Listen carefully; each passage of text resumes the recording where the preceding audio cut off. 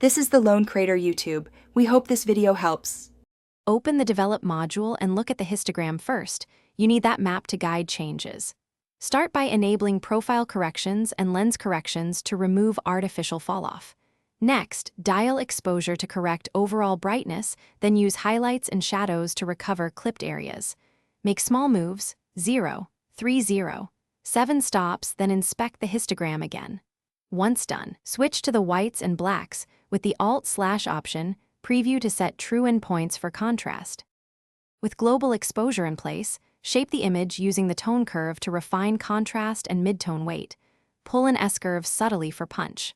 Then add local adjustments.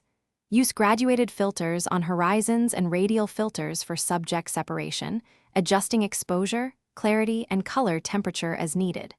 For precise work, paint with the adjustment brush and enable auto mask to protect edges. Make sure to toggle mask overlays and feather settings so transitions stay natural and avoid halo. Finish by correcting color.